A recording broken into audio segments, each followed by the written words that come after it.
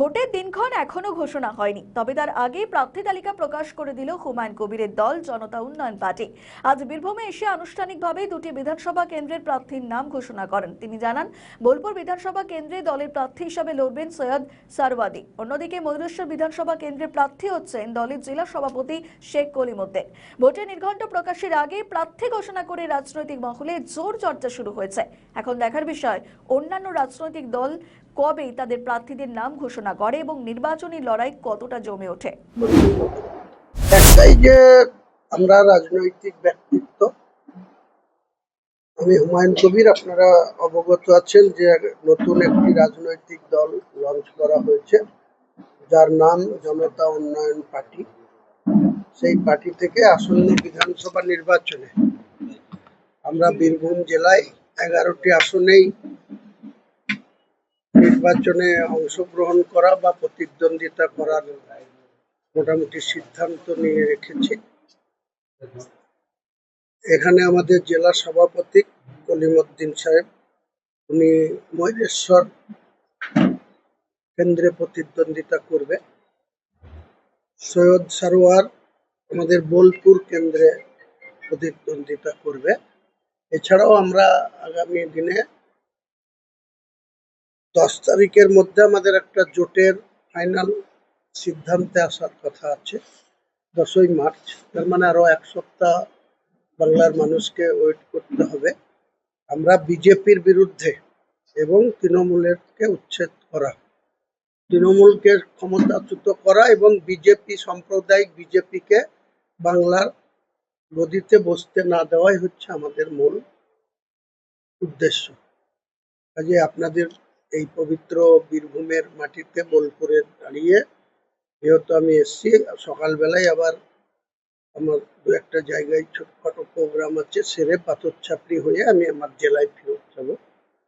তো তাই মনে করলাম যে আপনাদের ডেকে আমাদের বীরভূমের আগমনের উদ্দেশ্য, প্রথমে আমরা ইফতার পার্টি নিয়ে এসেছি। এখন আমরা যেহেতু একটা রাজনৈতিক ব্যক্তিত্ব, আমার দল আগামী আসন্ন বিধানসভা নির্বাচনে অংশগ্রহণ করছে, কাজেই সেখানে আমরা বীরভূমেও আমাদের সক্রিয় অবস্থান ক্লিয়ার করার জন্য আপনাদের ডেকেছি। ভোট নির্বাচনে কি আপনি আসবেন প্রচার করতে? নিশ্চয়ই আসবো, আমি এই বোলপুরে আসবো এবং ময়ূরেশ্বরেও আসবো এবং আরো যে কেন্দ্রে আমাদের নিজস্ব প্রার্থী থাকবে, কারণ আমাদের যে দল জোটবদ্ধভাবে লড়বো, সেই দলের যারা যে সব প্রার্থী থাকবে তারা যদি আমাকে নির্বাচনে অংশগ্রহণ করতে বলে, প্রচারে অংশগ্রহণ করতে বলে, সেখানেও তাদের হয়েও আসতে পারি। তাছাড়া আমাদের জনতা উন্নয়ন পার্টির প্রতীকে যারা লড়াই করছে তাদের হয়ে তো অবশ্যই আমি নির্বাচনী প্রচারে। তৃণমূল বারবার দাবি করছে হুমায়ুন কবির বিজেপির বি টিম কিছু মুসলমান ভোট টানার জন্য তাকে ব্যবহার করছে, এই বিষয়ে কি বলবেন? তৃণমূলের সঙ্গে এই কথার কোনো উত্তর কাউন্টিং এর দিনে পেয়ে যাবে, কারণ তৃণমূলের মূল লক্ষ্য হচ্ছে মুসলিম ভোটটাকে নিজেদের পক্ষে নেওয়া। বিজেপির জুজুর ভয় দেখিয়ে মমতা ব্যানার্জির একটাই উদ্দেশ্য যে বিজেপি এসে যাবে, বিজয়। সব থেকে বেশি বিজেপির সঙ্গে যদি সম্পর্ক থাকে সেটা মমতা ব্যানার্জি। বিজেপি এখানে হিন্দুত্ব প্রতিষ্ঠা করতে চাইছে। মমতা ব্যানার্জিও মুসলিমদের ভোট নিয়ে তিনবার মুখ্যমন্ত্রী হয়ে তিনি জগন্নাথ ধাম করছেন, তিনি রাজারহাটে দুর্গায়ন করছেন, কখনো তিনি শিলিগুড়িতে মহাকাল মন্দির করছেন, কখনো তিনি রেড রোডে প্রতি বছর দুর্গা পুজো আসলেই তাদের অনুদানের পরিমাণ দিন দিন বেড়ে 1,10,000 হয়েছে 2,000। এগুলা তো হিন্দু তোষণ করা। তাহলে মুসলমানদের ভয় দেখিয়ে ভোট নেবে, সেদিন মমতা ব্যানার্জি চলে গেছে। বিজেপিকেও আমরা যোগ্য জবাব দেব। এই হিন্দুত্ব করা লিডার অফ দ্য অপোজিশন, তিনি ডাইরেক্ট বলেন, একটা ক্যাবিনেট র্যাঙ্কে চেয়ার হোল্ড করে আছেন এলওপি হিসেবে, তিনি বলেন আমি হিন্দুদের নেতা, হিন্দুদের ভোটে বিদায়। কোন জনপ্রতিনিধি এইভাবে গণতান্ত্রিক দেশে গণতান্ত্রিক উপায়ে নির্বাচিত হওয়ার পরে এই ধরনের কথা বলা অসাংবিধানিক বা অনৈতিক। তারা বলছে, বলতে দিন। তিনারা যদি, মমতা ব্যানার্জি যদি মন্দির করতে পারে, প্রতিযোগিতা করতে পারে, তাহলে আমার মসজিদ করতে বাধা কোথায়? সবাই জানে, ভারতবর্ষের মানুষ জানে, বিজেপি মন্দির মসজিদ ভেঙেছিল 1992 সালে।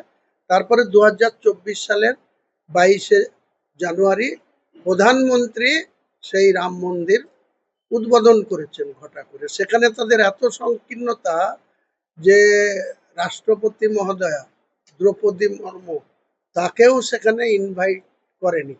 এটাই তো হচ্ছে বিজেপি। তাহলে বিজেপি, আজকে অমিত শাহ বলেছে যে আমি নাকি মমতা ব্যানার্জির হয়ে করছি।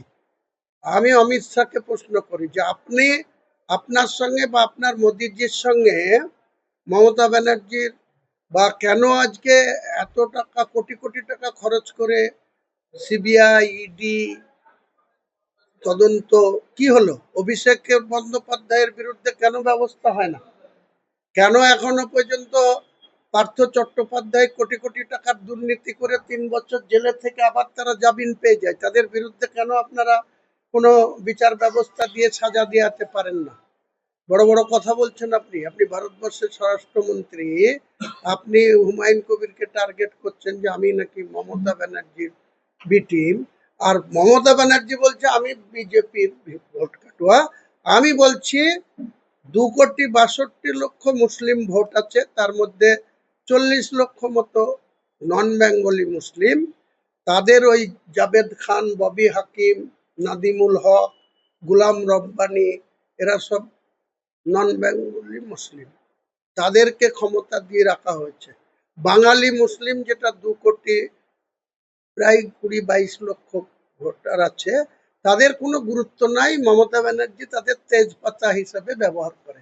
এর জবাব এর আগে বলেছিল তো মমতা ব্যানার্জি যে মুসলমানরা আমার দুধের গায়, যে গরুর দুধ দেয় তার লাত খাওয়া ভালো।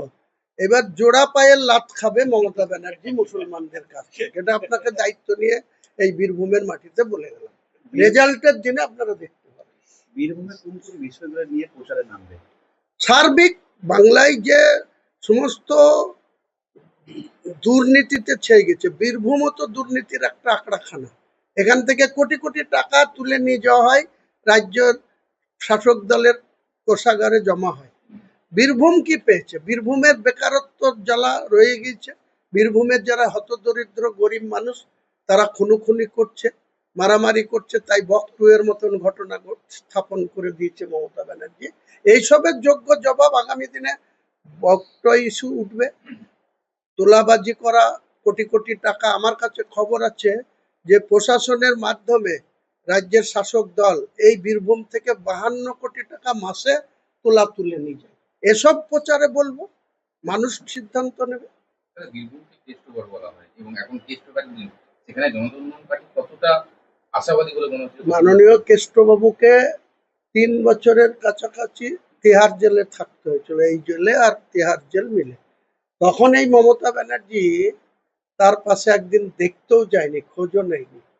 আবার এসছে, তখন তাকে আবার বাঘ বলা হচ্ছে। তো তার যে পুরনো পোস্ট, সেই সভাপতি থেকে যে কোনো কারণে হোক তাকে কনভেনার করে এখনো দেখছি কাজল আর বীরভূম, আমরা নিউজ দেখলেই খবর পাই বা খবরের কাগজ খুললেই জানতে পারি যে বীরভূমে 2 মহাবীরের লড়াই চলছে, কাজল আর ইয়ে। এই লড়াই থেকে বীরভূমের মানুষকে মুক্তি পেতে হবে, আর মুক্তি পেতে হলে জনতা উন্নয়ন পার্টির পক্ষে ভোট দিতে হবে। তাহলে দেখবেন বাঘ থেকে এরা সব শিয়াল হয়ে যাবে। আমাদের ভিডিও ভালো লাগলে লাইক ও শেয়ার করুন, কমেন্ট সেকশনে আপনাদের মতামত জানান। আরও ভিডিও পেতে আমাদের চ্যানেলটিকে সাবস্ক্রাইব করুন এবং প্রতি মুহূর্তে খবরের আপডেট পেতে প্রেস করুন বেল আইকন।